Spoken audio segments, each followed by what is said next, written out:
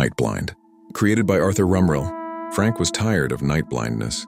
12-hour security shifts at the warehouse complex meant squinting into black voids between the floodlights, guessing whether that flicker was a raccoon or a guy with bolt cutters. The company bean counters kept saying NVGs were not in the budget. So Frank kept guessing. Then he saw the post. VIZZEyeDrops. 1 drop per eye. Sharper vision in 30 minutes, lasts up to 10 hours. The ad talked about presbyopia and reading glasses, but the comments were wilder. Truck drivers swearing they could spot road signs at night like it was daylight. A night shift nurse claiming she could read labels across the room without turning on the overheads. Someone even joked it was chemical night vision. The first night was magic. He dripped the clear liquid in, waited the 30 minutes, and stepped outside. The world didn't glow green like cheap NVGs, it just popped. Edges crisp, depth perception sharp.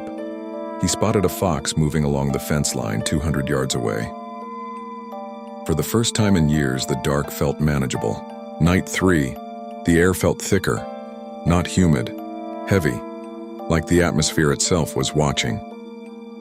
Around 2:17 a.m., Frank was doing his sweep behind Building C when he caught movement where nothing should move. Not a person, not an animal. Tall, wrong proportions. It unfolded from behind a shipping container like it had been crouched there waiting. Long limbs, too many joints. Its head swiveled toward him, and even though the face was just a deeper black against the night, Frank felt it register him. He froze. The thing cocked its head, curious. Frank blinked hard. The drops made everything clearer, that was all. Overactive imagination plus sleep deprivation. He radioed in a false alarm and kept walking. But they were everywhere now that he was looking. By the fence line, something crawling on all fours, spine undulating like a broken snake. On the roof of the main office, silhouettes perched like gargoyles, wings folded tight. One turned and pointed directly at him as if saying to the others, "He can see us."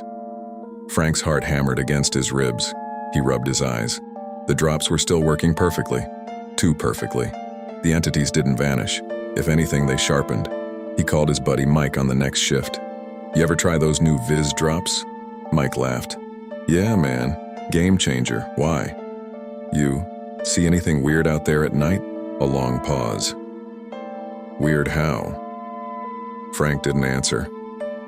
He was watching one of the things glide silently between 2 light poles, its form flickering like bad analog TV. It passed straight through the chain-link fence without slowing. 3 nights in, and Frank understood the old Vietnam stories he'd heard from his uncle.